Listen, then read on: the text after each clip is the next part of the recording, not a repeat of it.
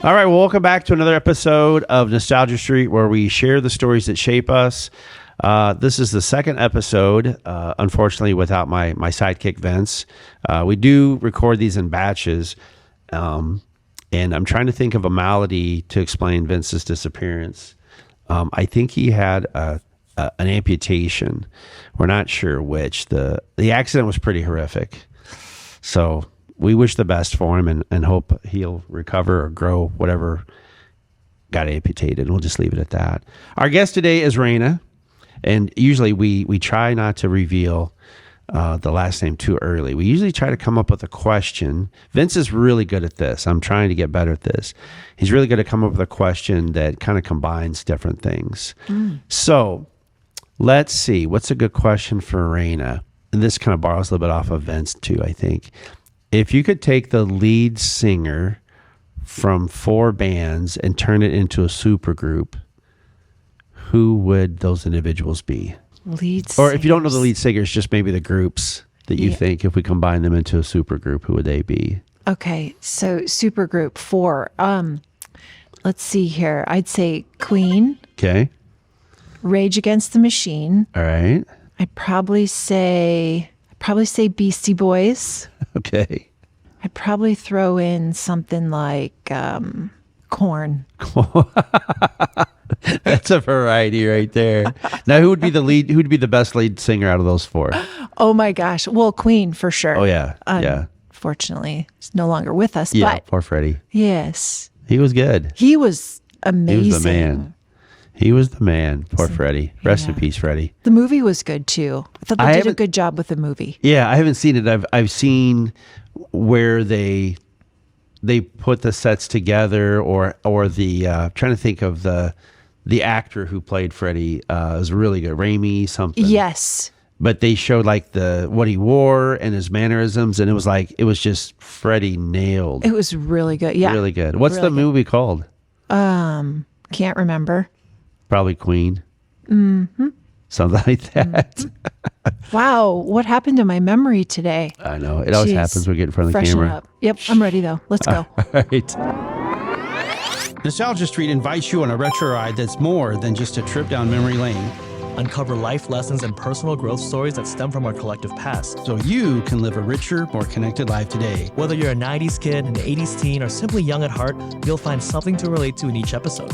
Now, here are your hosts, Vince and Jeff. All right, so our guest today is Rana DeBoer of Volt Strategy, VOLT. Does that stand for anything? Vibrantly optimizing leaders and teams. I knew it had to stand for something. Well, heck yeah. I love it. I love Yes. it. So Rana, I don't know Rana that well at all. Although we've been on projects together. Yeah. We've done, I think, 2 or 3 times at least we filmed you. Yeah. And I love the energy, the way that you talk. I can't remember. There was a project that we did and I was editing and I just kept playing this part that you said over and over again. Of course, I can't remember it now because we're in front of a camera. Right. But I don't know. You just have this way of presenting ideas that are really, really good. Yeah. That's so it's that's fun so kind. to Thank talk you. with you. So where did young Rana grow up? Okay, so we're going to do a timeout quick and we're really going to have some fun with this. All right. Okay. It's Rana.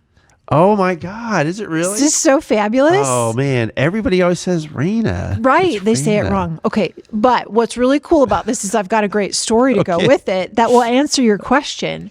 So it's Rana. Rana, So okay. like I ran a race. Right. Right? Yeah. So I grew up in, Well, that proves that I don't know you that well since I Right. call you Rana. I love it. It's all good. I've been called worse. So grew up in Northwest Iowa, on an acreage. So farm girl, right Okay. by Okoboji. But here's the interesting thing to my name. So the lane to get to my house on the acreage is a quarter of a mile. Okay. My parents still live there, which is amazing and awesome. So I had to walk that quarter mile and then a few more blocks, right, to get to the bus stop every day. Okay. But as I was growing up in grade school, my dad, just for fun, very athletic, very outdoorsy person. My grandmother is one of my greatest memories. She really taught me the value of mind, body, spirit, which we can talk about at some point. But nonetheless, so framing up like how my dad is orientated, he, when I was little, again, like grade school, would say, should we race down the lane? And we would race a quarter mile. Of course, he was a kind and good man and he would let me win. Yeah. Sometimes not. So what's funny about all of that is track ended up being my premier sport. Yeah. And my premier race was the quarter mile. Of course. So if all of this, I'm like a human science project right now, right? Like we should study this. But so I always say to folks, you know, I got to run track in college. I still love to run today. I'm not a marathoner, right? I'm a sprinter. I love a good 5K, maybe a 10K. But you will literally see Rana race. So I always say to folks, that's the easy way to remember how to pronounce my name. I will never There you go. forget You'll that. never forget I it. will never forget that. And that's where I grew up, Okoboji, right around Okoboji, Okoboji. Iowa. So do you think if your lane would have been a half mile or a full mile, you would have? Right? What a great question. Maybe. Because I've read where there are instances where animals will grow to a certain size based on their environment. On their environment. And it's the Yeah. adaptation or whatever. But I think Yeah. like fish, if you want big fish, put them in a big body of water and not an aquarium or what have you. Fascinating, right? So a runner. Yeah, I love to run. Interesting. Yeah, I love to run. So was your dad a pretty physically fit guy? Fit dude. I mean, yes. to run, you'd have to be. Yeah, he was a fit guy. Yeah. And so he's a farmer? He was, yes. So what Farmer. kind of farm? Just your basic Iowa corn, beans, no animals. We didn't do livestock. Okay. Yeah. We had just talked to a previous guest, and her family had a dairy farm, but he did grain too. But Oh, yeah. like, so you're.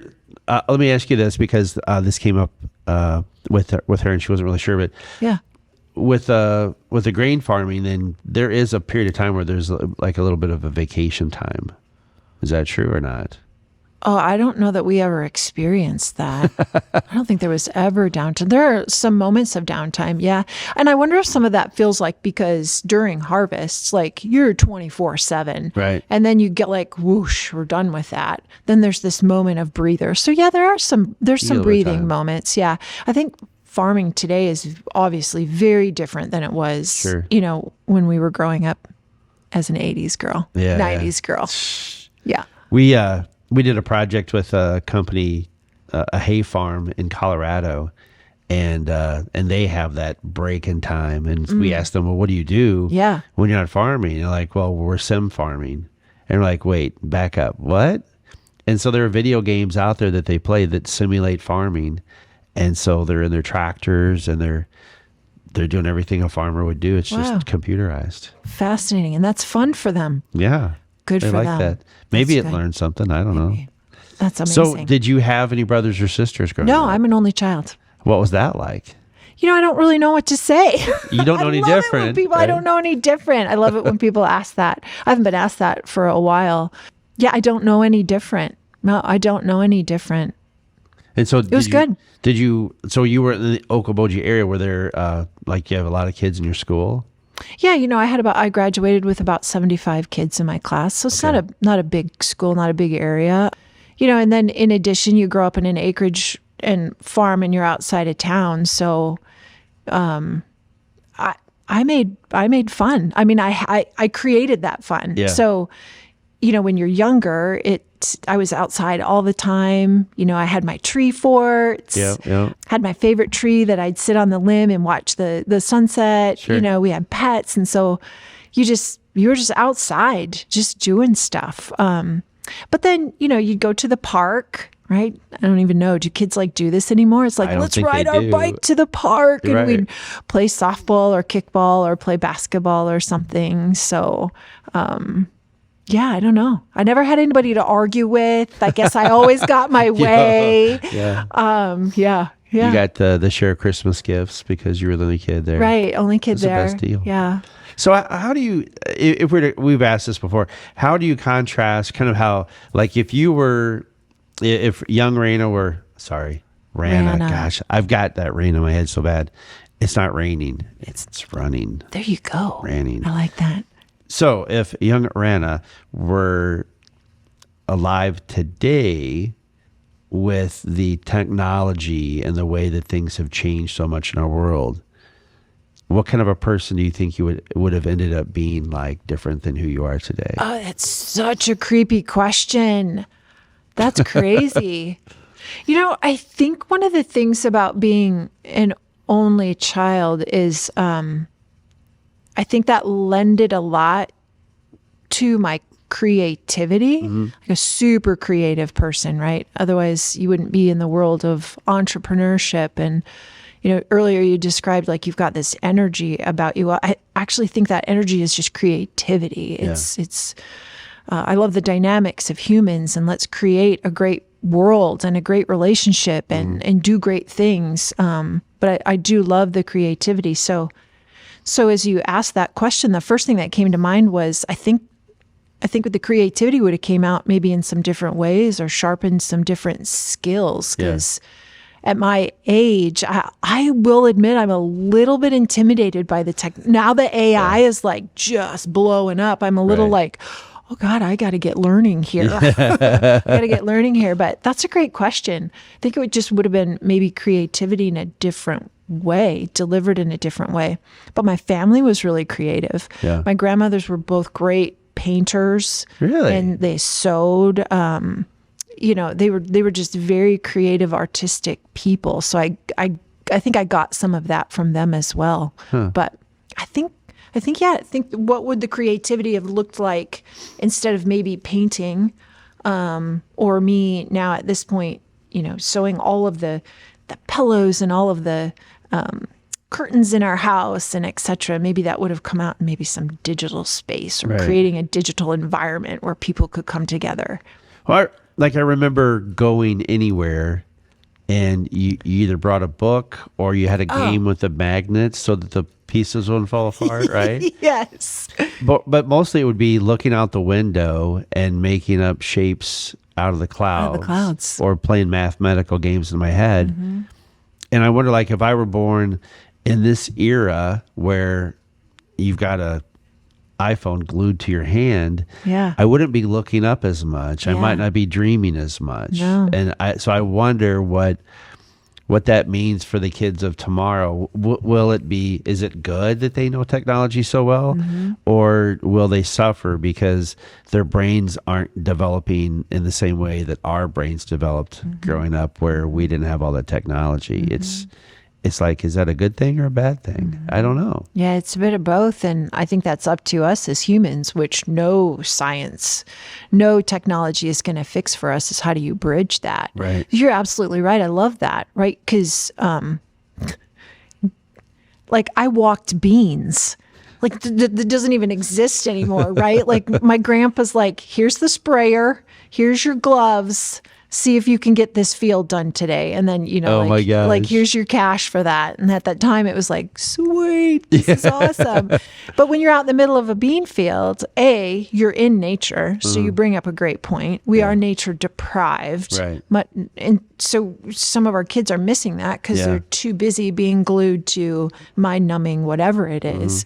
But that's up to us to bridge that. So as I'm out there walking beans, I've got creative space. I'm in nature, absorbing all that vitamin D. Yeah. But there's the reflective and the creativity of all that you see around you, the colors, the textures, the smells, the bug biting, the whole thing, right? The whole thing.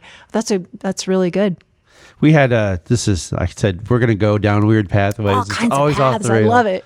But I used to work at children's care, and we would have different people come in, and a lot of the kids that we served had autism. Oh. And so one of the speakers, one of the therapists or scientists or whatever, had said that, it's not totally known where this comes from or why it's increasing with autism, but they said that there's a big field of study that believe that it was environmental. And I'm like, does that mean it's in the air? And they said, no. In industrial countries and in countries where there's a lot of rain, kids then have to go indoors. They're then subjected to household chemicals. And so there's vaccines, there's that whole thing. But this particular person said that it's the chemicals that we're around, and you're subjected to them a lot more when you're indoors.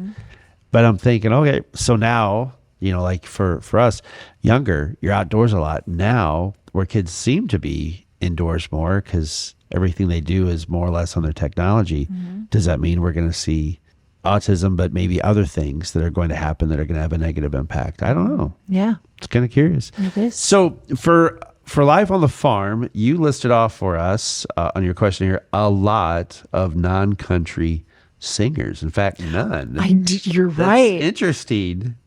I'm not That a is country fan, interesting. just for the record, but That is interesting. you have we got David Bowie, Beastie Boys, Jane's Addiction, Pearl Jam, DMX, Master Ace, Mary J, House of Pain, Oh, wow. Too Short, I don't know who that is, Rage Against the Machine, and Limp terrible. Bizkit. Too Short's terrible. I don't know if I should have put that on the list. know I that is- may have just I'm gonna given have to something Google that away I later shouldn't have. So who were the ones that you listened to the most? I would say those were the ones I listened to the most. You know Do you who I have a did? The one that I didn't list on there, and then we'll come back to the fave, was Juice Newton. I thought about that after I said, Oh. you remember Juice Newton? I do. Yeah, my Uncle Bob gave me a Juice Newton tape for my birthday one year. And Call Me an That's- Angel in the Morning. Yes. What else did she sing? oh, I can't remember them all. Can't remember them all. Juice. Juice, that long hair. That's what roller skating, right? Roller Yep, skating to yep. Juice Newton. I listened a lot to David Bowie. I listened a lot to Beastie Boys. Those were ones that you really kicked around a lot. And I think what's interesting too is you say there's no country in there. I also didn't list any like heavy metal. That's Some of true. that heavy metal rock stars. I just couldn't do them. They were popular back in the day. They were super, like the hair bands, right? Yeah. I didn't really do much to the hair bands. Have you seen any of these individuals and what they look like today as we all age? I followed them a little. It's fascinating. It is. It is fascinating. It is fascinating. Some of them you think like, oh, you did live the lifestyle. I thought you probably did. Yeah, you paid for that drug right, use, buddy. right, yeah, Yeah, some of them not too kind. yeah. The longer hair guys. I hate to pick on him, but there's this hilarious little video that's been going around, and it's Vince Neil from Motley Crue singing "Kickstart My Heart," and you can't even understand what he's singing. And so somebody made up words to the song that don't have anything to do with the original song, and it's so funny, so funny. We'll be right back. So I remember we had talked about this. So you were pretty active with volleyball. Yeah, I did. I loved volleyball. I still love volleyball.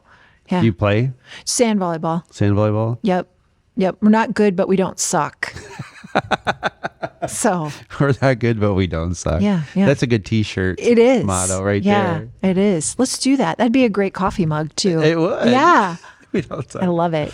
So what do you think? What do you think that you learned from sports at that younger age that carried forward with you as an adult? Oh, so I love this question so much. And I just talked about it with a couple clients this week. And particularly so, with the glamorization, well-deserved, don't get me wrong, of Caitlin Clark with Iowa basketball, right? Like, what a great conversation. So it's been fun with a couple of my clients that have females in the C-suite level. Yeah. But even just yesterday talking with a gal and discovering that, we've got some really interesting research now that shows females who are in those C-suite positions were athletes at some point in their life. So I think my story is really cool. That helps to kind of validate some of that thinking in the fact that what do you learn when you're in team sports? Well, they typically are your higher performers, which research shows in the workplace, because there's a drive and a grittiness to work really hard to be able to see what does winning really look like, what does success look like, but also, again, kind of that grittiness of working through conflict, but also this humility to being in a team sport. Even if it's a more individualized sport like as swimming or track, you still learn these things, or band for that fact. It isn't necessarily just sport. It's that group activity. The humility piece of I can't win by myself. Like I could be the greatest of the great, but without team members, we can't win the game. Yeah. So I always say to people that, my career started out in athletics and strength and conditioning and teaching people how to win in the gym and coaching athletes, and then go to graduate school and I come out and I'm like dead broke. Like, man, I just need a job. Can I just have a job?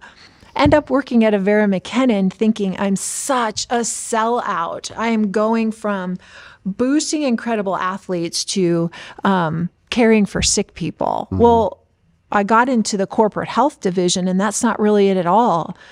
I fell in love with it because all I did was flipped a little paradigm shift in my head that the playing field is not the soccer field or the basketball field or the running track. Or the playing field is right here. The playing field is the workplace or the construction site or, whatever that might be, the hospital room, whatever that is. The mentality to win the game and to work together well to achieve meaningful results it's the same. Yeah. Just flipping the playing field. So what did you want to be when you grew up? Honestly, I wanted to be like a PE teacher and a coach. That's what I wanted to do. So that's what I went to school for. That's what my undergrad was going to allow me to do. Yeah. Interesting. Yeah, that is what I wanted to do. And so I kind of did it. I never went in and taught in the school, but I did coach in the schools. All right. Yeah. So when you went to, or when you made that jump from the high school to the college and you moved away from home, Yeah. were you looking forward to that? Very much so. Sorry, Mom and Dad. Sorry. Looking to get away. Sorry about that. So where was college at? It was at Brookings. It was SDSU. Okay, SDSU. Yeah. Are you a proud jackrabbit? I am a very proud Do you jackrabbit. beat down on the opposition? Oh, yes. Yeah. Oh, yes. Yes. Yeah. That's what they're there for. Yeah, we shoot those coyotes. We gut them. No, I'm just kidding. Well, I watched the NCAA, that first round, I think was against Iowa State. Yeah, I mean, unfortunately they lost, but Yeah. that Iowa State's got a really, really good team. they do. Really good team. Yeah. Yeah. So that's too bad they lost. But- Yeah. So what did college teach you going from living with your parents and now you're around a bunch of other people your age? What kind of adjustments or what alterations did that take in your life? That's a really insightful question. I feel like we're getting really deep here today. Do Oh, we all could go of way these deeper. conversations get really deep? I think what's interesting about that question is that the transition was in some ways easy to leave home and go to college. I mean, yeah, there's all the excitement and the peace, but I had a really good support system around me because I did play college athletics. So I kind of had a mini mom, kind of, in some of the senior girls who then, you create that mentor relationship with a new athlete, with a legacy, long-term athlete, and you create that mentorship. And then your coaches are kind of like your mini dads around you and such. So that was a little bit of an easy transition, but I think what I remember, right? Like what you remember about that is I'm free. Yeah. Like I'm free to go. Like, what will I do? What am I going to do when I get there? How will I get arrested? Yeah. Yes. Yes. Yeah. How will I engage in my freshman year in the riots? Yeah. Like that was me. I was there. That was my first year at SDSU was the riots. Oh my gosh. Oh my gosh. Yeah. Yeah, like what will I do? What do I get to experience? What good things will I do? Yeah. I had another follow-up question there, and I went blank. Oh, that'll happen. It's okay. Well, here's a semi-deep. It's a question we've asked before, but I'd love to get your take on it. We've asked this before. When you do reach that point where college is nearing the end, you got to find a job and you got to go out into the workplace. Do you think that so let's pretend like we're in college.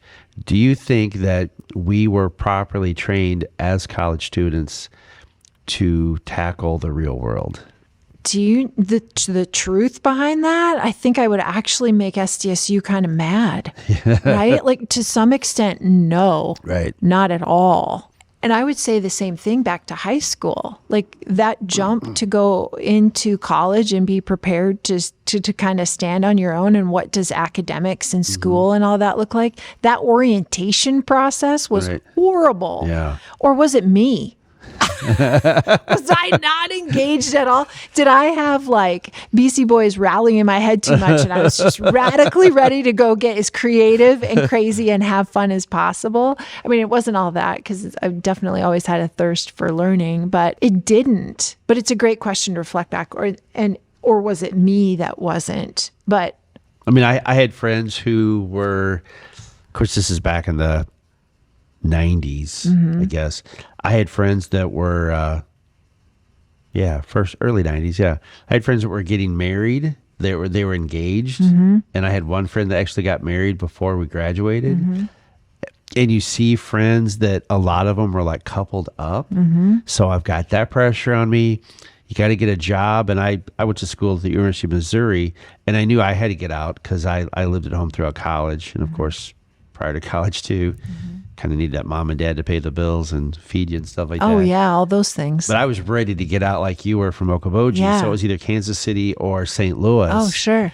And then just to try to find a job, I got 3 speeding tickets in 1 week. And I almost lost my license the same week that I needed to interview with all the companies that I was trying to work for. Yeah. I mean, it was so stressful. Yeah. And yeah, I would agree. It's really tough to figure out what's the world going to look like once you get out. Yeah. It's hard to picture that.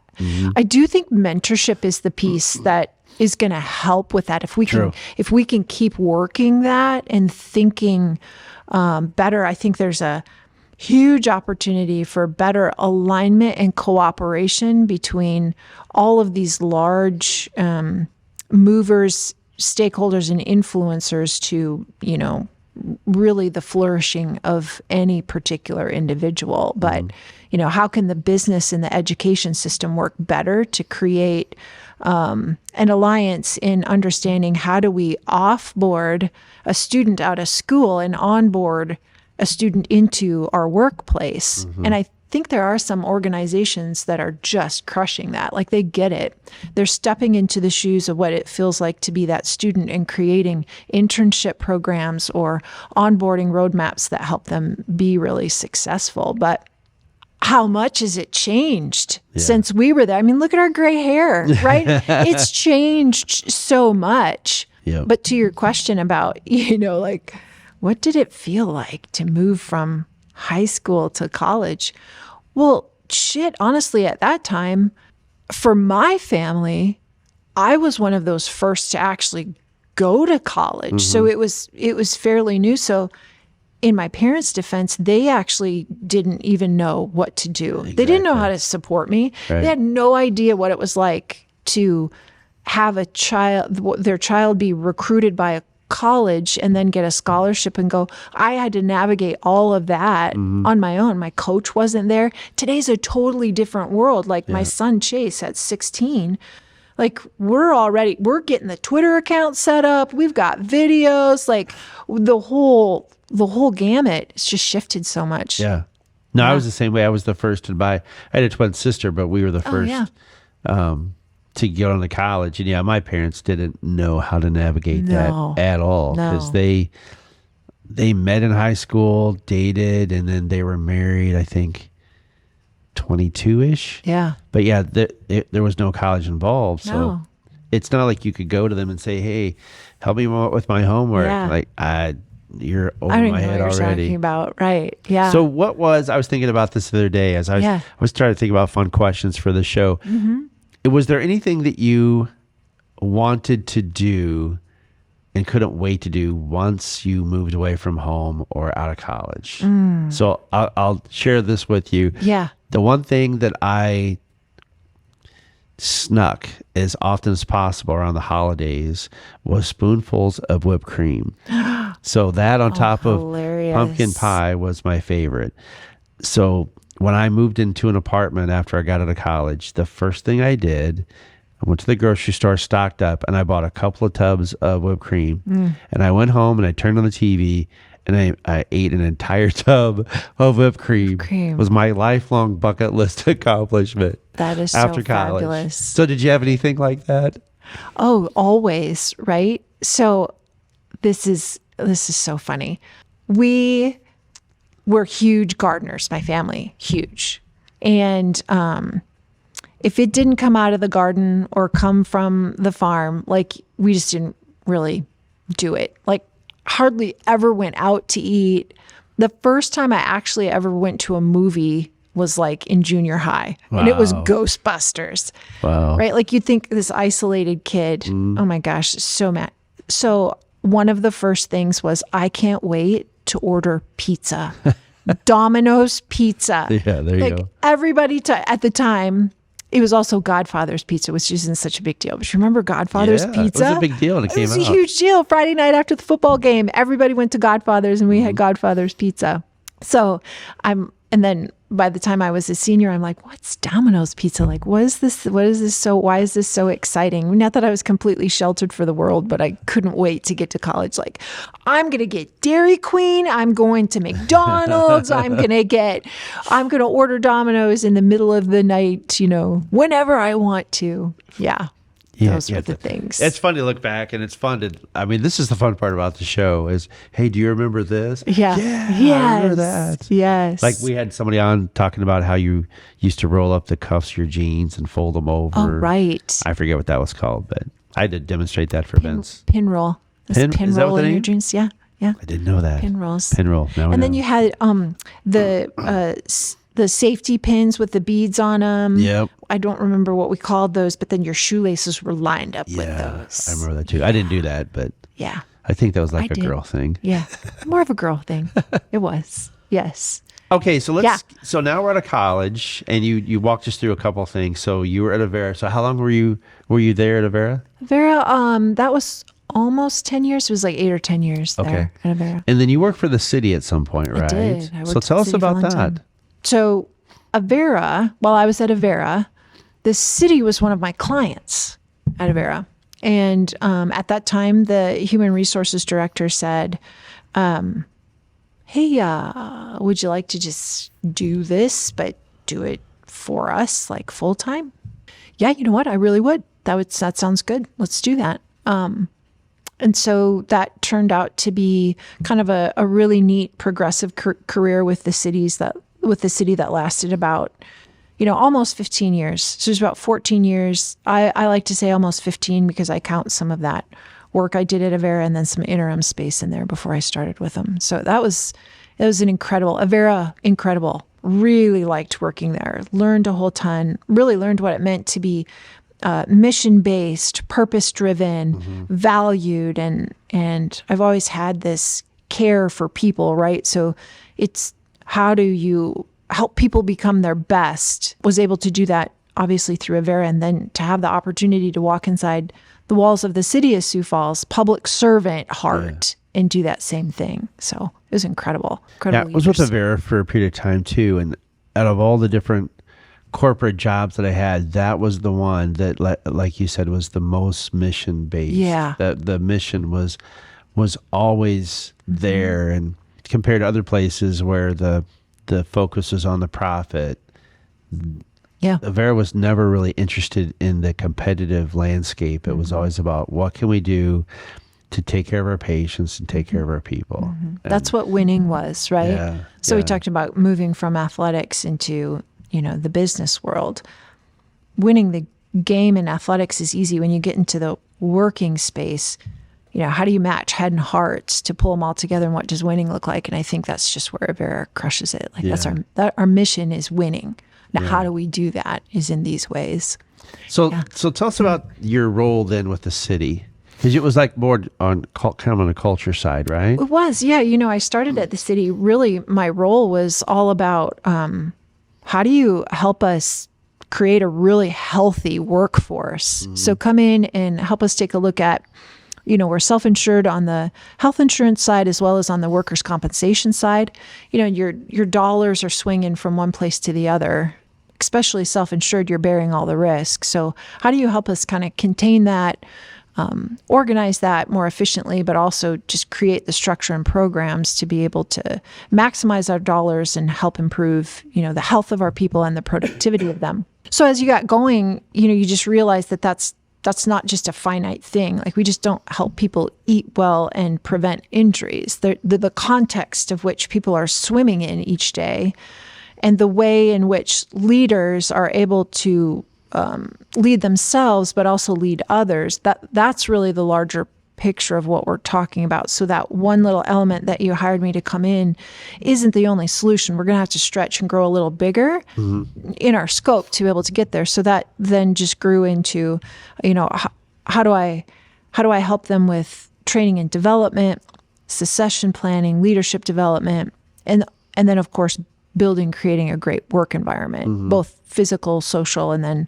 on the digital side as well. And so that progressed into a little jump, and then was fortunate enough to leave the city under Mayor Paul's leadership as Chief Culture Officer. And then it was really devoted on this very, very high strategic level of building those systems and environments to keep people strong. And then now we're today at Volt. Yes. Did we miss anything in there? So tell us about Volt. What is Volt all about? Yeah, it is about maximizing human potential. It's really about how do we match up your people strategy and your business strategy so everybody wins. So you're really creating that win-win. And that's when your business wins, right? It's just like we talked. That's when your organizational succeeds. So it's all about how do we help leaders be their best? How do they lead their teams the best? And then understanding the dynamics under the hood of what makes people tick. What are your drivers? What are your motivators? What makes Jeff do magic in his work? What does he stink at? And then how do we kind of like just not have him do those things, or job sculpt you in a way that helps you be more productive and successful in the ways that you're not driven, or your strengths aren't there? How do you help leaders see that and know that? So we've got tools and techniques and strategies that really help build these high-performing teams. And then we start to take a look at, what is your culture today? Let's do a discovery to say, what is it really? Right. Let's help you really look at that. And what do you want it to be? And then what are we going to do to close that gap? So we just extend that leadership growth and development, not just on themselves and on the team, but how are we going to grow just this high impact, vibrant culture where things are buzzing and it's easy to do business. Yeah. So it's a lot of discovery and analysis, a lot of strategic planning and thinking, and then just tons of individual growth and development in really cohesive teams. It's fun work. See, all this stuff fascinates me because I took a lot of psychology courses in college. Yes. And it's just fascinating to look at how people do think, even myself included, and why do we think the way that we do, and how can you change that, and how can you improve upon that? And then how does that go into this area? One thing I've seen, I was going to ask you a question about leadership, but one of the things that I've seen is that there is this, at least my observation, is that there are a lot of people, they're really, really good at what they do. And so they're then elevated to become this supervisor, this leader.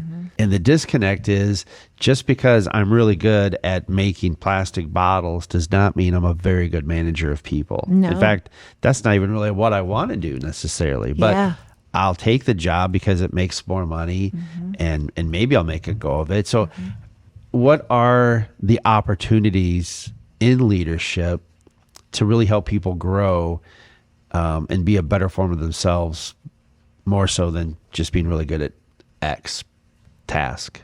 There's so many ways to answer that question. There are. But first, let me just acknowledge this elephant in the room that we still aren't tackling in our businesses. And that is, just because you're the best widget maker doesn't mean that you should be promoted. Yeah. And we can't continue to think archaically in the way that we design job descriptions or even organizational charts in a company. I've got an incredible client, light years ahead of his time, which is why I think I liked David Bowie when I was younger, Yeah. right? He was out there, right? He was really out there, and he had this incredible creative essence about him that he was just challenging status quo. He was opening the books and how we could do things. And I mean, he had the inclusive mindset, like he got it. So this leader that I've just been so fortunate to be able to work with when I started my actually side hustle when I was at the city of Sioux Falls, now full hustle, is he's like, I want to take the org chart and I want to flip it upside down. I'm not at the top, I'm actually at the bottom. My job is to create the conditions and the structure for my people to go flourish. And we need to take out so much middle, and we need to beef up, like, what does it look like to be successful in your role? What are your accountabilities? So I just can't help but to mention that as you say that, like, you've got it. Yeah. It's not that you're a great producer, but can you lead yourself well enough that you can lead other people, Right. inspire them, hold them accountable, give them strategic direction, watch for the appropriate KPIs to keep the whole thing moving forward. Like, not everybody has that. Yeah. Yeah. So how are we preparing people for that? So I think a really simple answer to your question is, I love what you just said a minute ago is, well, I'll go ahead and take the job because it's going to give me more money and it's the way that I can see myself to ladder and grow. Yeah. Well, what if we had a paradigm shift in our head and we said, maybe success isn't climbing the ladder, and maybe we can get more leaders who start to think the way that I just described, this incredible leader that I've had the opportunity to work with, is that it's not a ladder up, but how do we create opportunities for people to ladder out and up on their own? So you got to do that self-reflection to go, can I lead other people? Is that comfortable for me? Right. And if it's not, what do I need to do to develop for myself to have a level of readiness to even get there? Yeah. That'll be a tough one because you don't want to scare away your best employee. So I think it's easy just to take her and say, okay, we're just gonna move her on, Yeah. but not even ask her if that's what she wants to do. Yeah, And then yeah, do we hurt her feelings because we're gonna give the job to somebody else? Yeah. Well, I think we're doing better jobs of that, right? People are doing a better job of looking at folks and saying, would they be a good fit? Could they climb into this? And what do I need to give them to do that? My grandmother, so going back, like nostalgia, my grandmother loved to play dominoes. She loved to play board games. Yep. But not video games, board games, right. where you're across the table and you're competing with your grandmother in a game of like chicken with, I'm gonna take you down. with dominoes. I'm taking you, grandma. Or the life game, Monopoly, Sorry. Oh my gosh, we played board game after board game, and she loved cards. So I often think to myself, like, did she give me a strategic mindset because we played so many board games as a Right. kid? Yeah. So I always tried to, when Chase was little and growing up, we always tried to play board games with him. And I don't know if it makes a difference or not, but is there a difference between playing a literal game of Sorry versus Tetris on your phone? I don't know. Yeah. We'll be right back.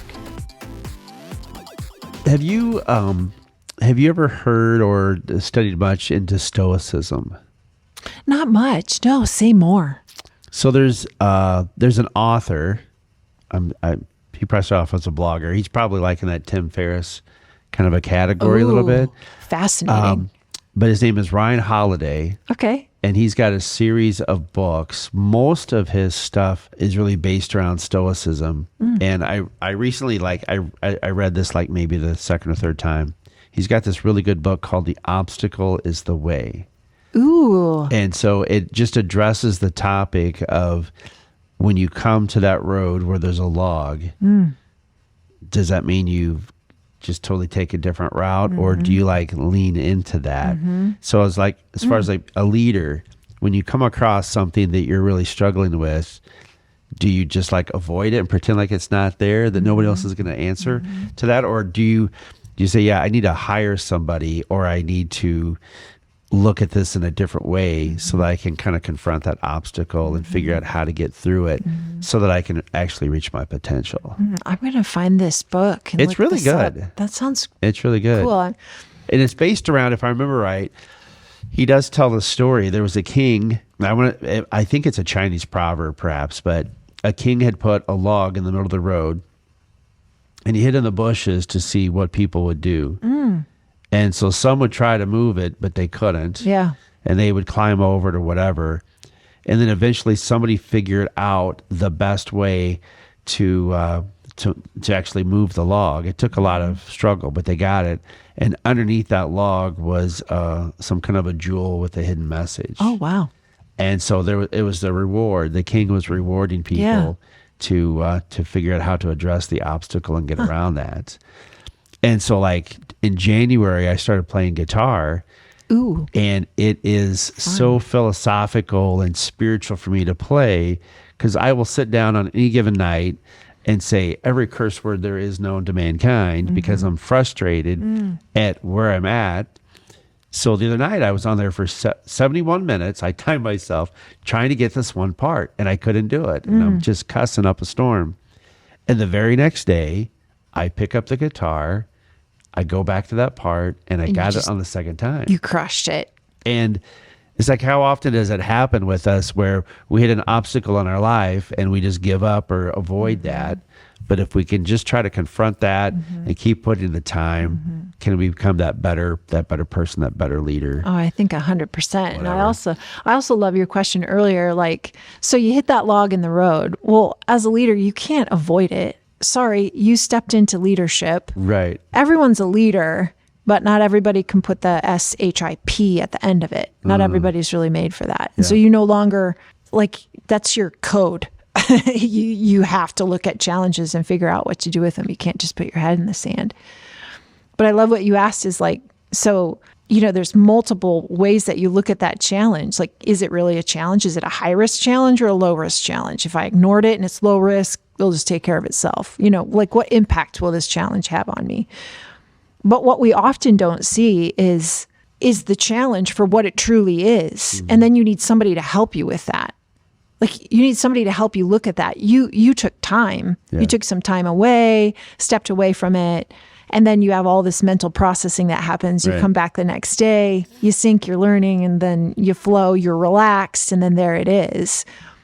So you coached yourself through it. I think because it's so busy and noisy today, there's so many impeding and competing points of information that are flying at us each day, not to mention the messy context that we're living in. You need sometimes somebody from the outside to hold up that mirror and help you look at this. True. And be a think partner to go, what is that challenge really? What impact does it have? So you need somebody to help you, kind of think it through and maybe sometimes see it in a different way.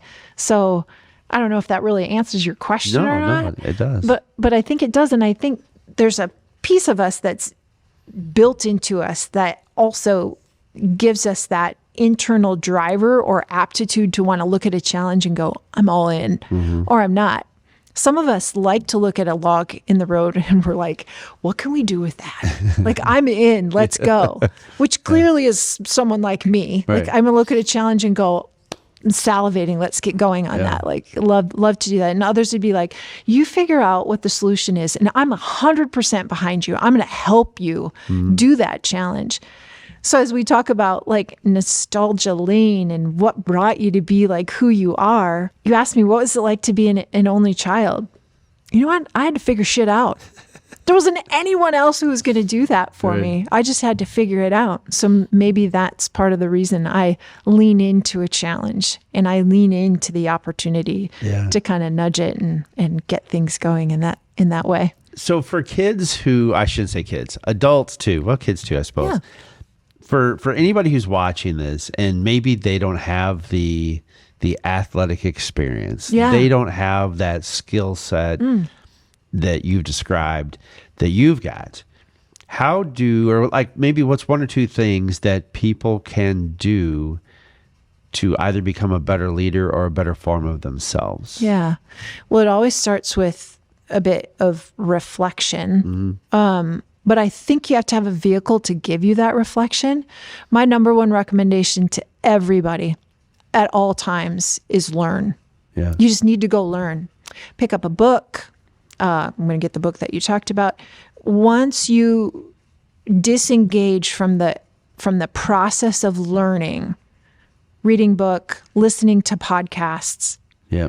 What wisdom have we just embarked on the world right here?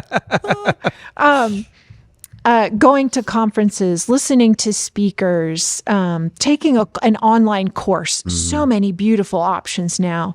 It might just be that you subscribe to the Harvard Business Review newsletter or Oprah's newsletter, whatever it is. It starts with learning, but learning without reflection is a waste of time. So you have to reflect on what you've learned and put meaning into it, but you have to reflect on where am I compared to what this learning is saying, and then what am I going to do with that? What could I do better or different? Yep. That is the simplest way, I think, to take on that growth mindset that we need today. So don't give up. Instead, learn, reflect on that, put some meaning to it, and then what am I going to do with what I learned? Because if you don't do something with what you learned, I call that an egregious act. That's a ridiculous waste of your time. Great, you're knowledgeable and smart, but what are you going to do with it? It's kind of like that. Oh, they're really book smart, but they can't. Yeah. They can't transfer that into action and facilitate progress or movement or build a better relationship. Do you know what I mean? Yep. Yeah. There's a couple of books. One of them is, I think it's a 10X. TEDx, there's a great way to learn too. Something around instead of 2 extra business, 10 extra business, something like that. Oh, yeah. Can't remember the author's name. Yeah. And then there was another book that I read, and it was, anyway, both of the books had very, very similar topics around. There's this tendency as humans to compare ourselves to where we think we should be, or we want to compare ourselves too much to other people. And it talks about, both of them talk about the importance of simply knowing where you were last year or last week or yesterday. Yeah. And just making, like I think in Atomic Habits, they always talk about that, be 1% better. 1% better. But being better than who you were. Don't worry about, where things are going to be in 20 years, but just really work on what you can, but compare yourself to yourself like last year. And are you where you need to be? And that's where that reflection piece, I think, comes into play. And that's tough some days, because some days you don't want to reflect too much on yourself because you want to vomit. Some bonehead mistake or something like that. Oh God, I'm so dumb. What was I thinking? Yes. Get around it. Yeah. So we are coming really quickly to our close here. What, and I feel like you've kind of said this already, but if you could take either a thread or a theme that you learned, whether through athletics or a mentor, and you feel like you still apply that into life today and into the future, what would that be that other people could learn from? So I hope this suffices. I'll never forget junior high watching the Olympics and Jackie Joyner-Kersee. So an African-American woman lighting up the world, just crushing it, lighting up the world, working through an injury, still being able to hit, gold in multiple events. And I'll never forget just watching her graceful, polish, hard work in her warm-up, the way that she carried herself through every jump, how she talked to her coaches afterwards, the way that she just really carried herself through all of that, despite all of the barriers I will never be able to relate to, being a female and then being African-American at that point, right? And thinking that's what I strive for, that beautiful strength. She had a different approach. She had a creative approach to the way that she took on all of the elements of how she was an incredible athlete that was different than the traditional norm of how other jumpers did things. So she stuck with me. And that kind of power, I guess, empowerment that she, kind of instilled, that has never left me. Like, that's always stuck me, to be a thread of be who you are, accept others unconditionally for who they are, meet them where they're at, and help them just move along. But be a force of good. Go out there to win, whatever winning looks like for you. So that was like a really monumental place for me, moment in my life as a young Rana. Did she have those long fingernails too? Oh no, that was a different gal. That was a few decades later. Oh, okay. God, what was her name? She was fun too. And everybody thought she was crazy, right? Oh, why can't I remember her name? She was iconic as we were growing up. Anyway. Well, the Joiners, that was, so was that 84? Yeah. Somewhere in that range? Right in there, yeah. Those are the good old days. Yeah. Yeah. Well, it's been a pleasure to have you on here. Likewise. I know we could go way deeper on a bunch of different topics because I love how you think and the shift. And that's the thing I think that's really cool about this show is bringing people on here and hearing different perspectives. Oh, 100%. I think we always learn from that. So we do. Thank you for being on the show. Thank you. So for our viewers and guests, again, we put all of this out. I don't know why I say this at the very end. We should probably say this at the beginning. But for people who maybe listen to this on our podcast audio outlets, we're also available on YouTube as well. So you get to see what our guests look like and our set and everything like that. So with that being said, we hope that this has elevated you. We hope that this has assisted you. And we look forward to joining you next time on Nostalgia Street. Make sure to subscribe to our podcast on your favorite podcast platform. If you're on iTunes, please take a moment and leave us a rating and review. Head on over to our YouTube channel and hit that subscribe button. You'll get access to engaging visuals that complement our podcast content. Thanks again for tuning in, and we look forward to having you with us on our next episode. So until next time, listeners, stay curious, stay engaged, And never stop walking down Nostalgia Street.